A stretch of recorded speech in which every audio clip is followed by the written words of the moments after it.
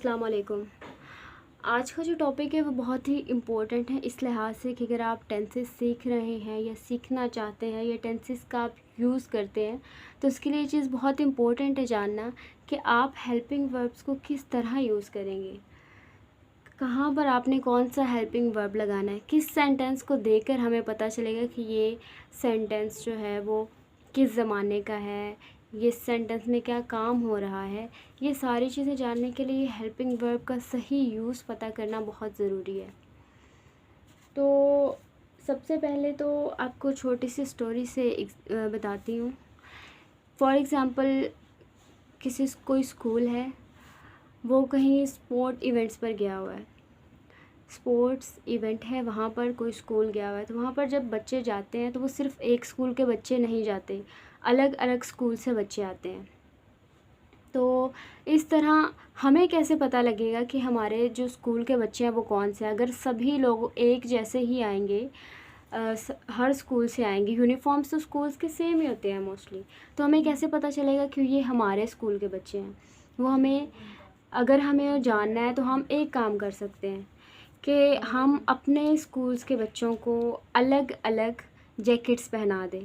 For example हमारे school के बच्चों को हम रेड जैकेट देते हैं, कोई दूसरा स्कूल है उनके बच्चों को हम ग्रीन जैकेट देते हैं, कोई तीसरा स्कूल है उनके बच्चों को हम ब्लू जैकेट देते हैं। तो ये हमने जैकेट्स पहना दिए, तो अब हमें ये देखने की ज़रूरत नहीं है कि ग्रीन किसने पहनी है, ब्लू किसने पहनी है। हम जब रेड जैकेट को देखेंगे तो हमें पता चल जाएगा कि हाँ जी, ये हमारे स्कूल के बच्चे हैं, ये हमारे स्कूल के बच्चों की जैकेट है, तो ये बच्चा जो है वो हमारे स्कूल का है। तो इस तरह ही हम कुछ हेल्पिंग वर्ब्स के साथ करेंगे। हम हर जो एरा है उसके हेल्पिंग वर्ब्स को अलग अलग जैकेट्स पहना देंगे, तब ताकि जब भी हम देखें हमें देखते साथ फ़ौरन पता चल जाए कि हाँ जी, ये हेल्पिंग वर्ब अगर यहाँ पर आया है तो इसका रीज़न क्या है।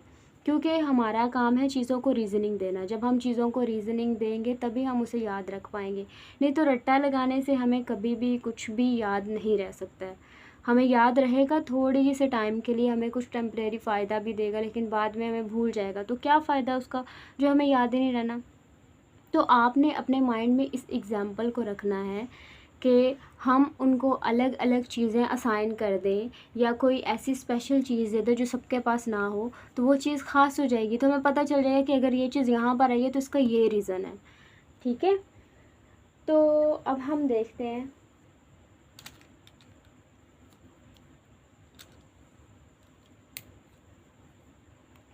प्रेजेंट टेंस को।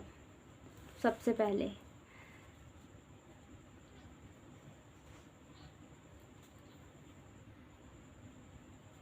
टेंसेस का तो हमने फॉर्मेशन देख ली थी ना। पहले हमने टेंसेस का कॉन्सेप्ट देखा था, फिर हमने देखा था कि टेंसेस में जो चीज़ें आ रही हैं उसको किस तरह से कैटेगराइज करना, फिर हमने ये देखा था कि हमने टेंसेस को फॉर्म कैसे करना। अब हमें पता है कि ये प्रेजेंट टेंस हमने जो यहाँ पर लिखा है ये कहाँ से आया है।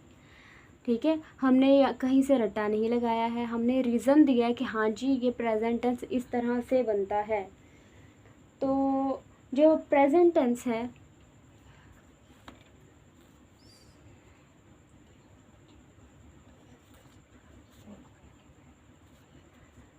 जो प्रेजेंट टेंस है इसमें क्या हम हेल्पिंग वर्ब लगाएंगे।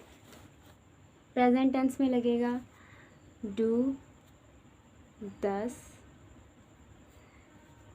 इस, am, are, has and have. अब हमने इसको इस तरह से याद करना है कि हमने इसे रेड जैकेट पहना दी। जहाँ पर भी हमें पता है कि do, does, is, am, are और हैज़, हैव, ये जहाँ पर भी आएगा ना, जिस सेंटेंस में भी आएगा वो सेंटेंस प्रेजेंट टेंस होगा। ठीक है, अब हम पास्ट के लिए देखते हैं।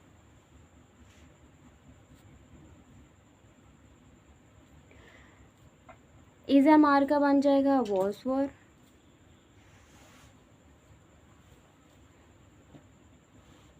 और हैज़, हैव का बन जाएगा हैड। अब हम देखेंगे कि फ्यूचर में किस तरह कौन से हेल्पिंग वर्ब्स यूज़ होंगे। फ्यूचर टेंस में आएगा विल, शैल, और विल, शैल, हैव।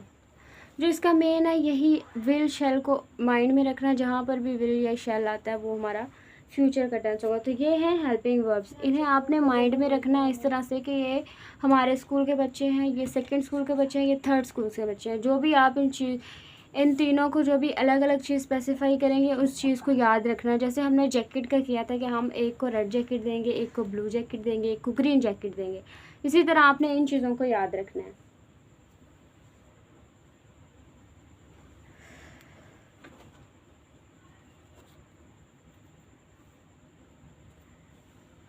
एग्जाम्पल दे के देखते हैं। For example, she does not understand English.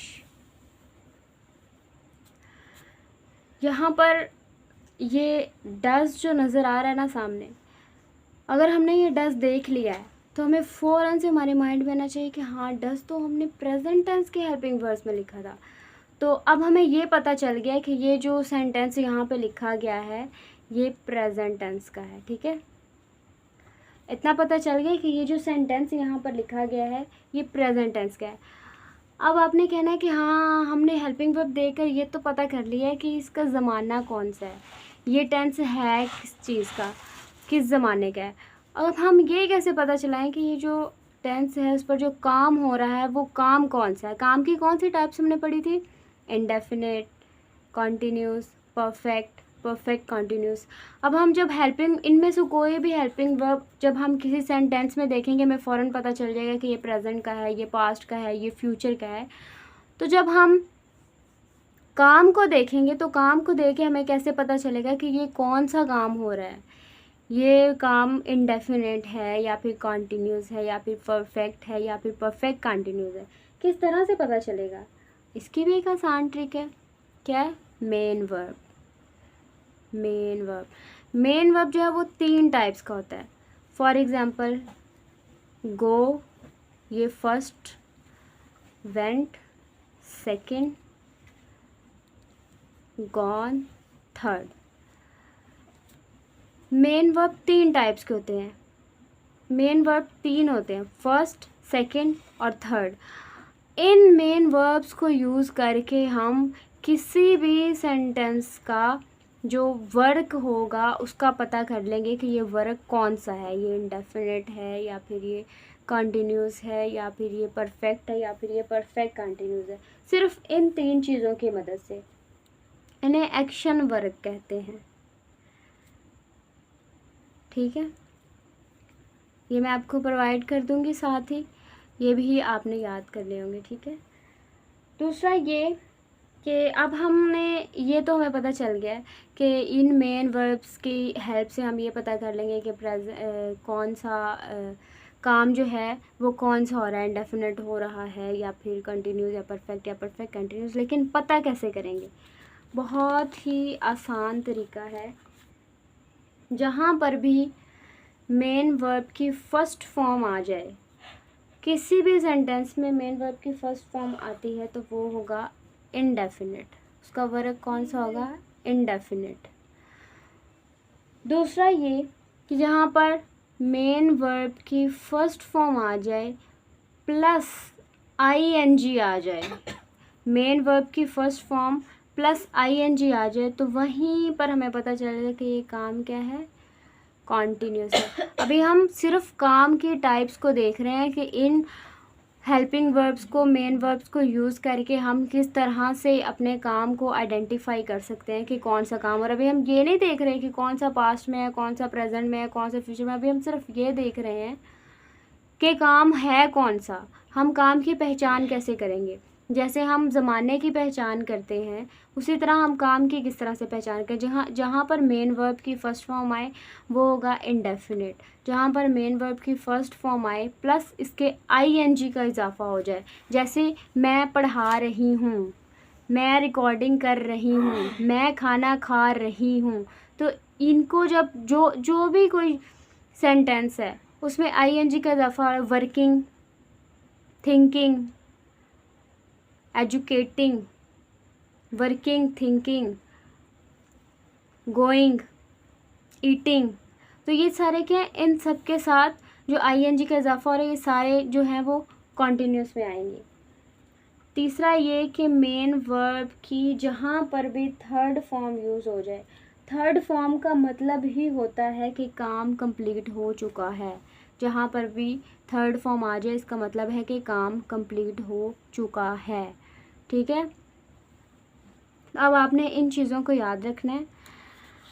पहला ये कि जो कॉन्सेप्ट ऑफ हेल्पिंग वर्ब है वो क्या है। दूसरा ये कि हम किस तरह से जो है हेल्पिंग वर्ब्स को हमने याद करना है कि प्रेजेंट के कौन से हैं, पास्ट के कौन से हैं, फ्यूचर के कौन से हैं। एग्जाम्पल के साथ समझना है और ये देखना है कि हम किसी भी सेंटेंस में हम ज़माने को और काम को किस तरह से आइडेंटिफाई करेंगे। ठीक है, तो आज के लिए इतना ही। अल्लाह हाफ़िज़।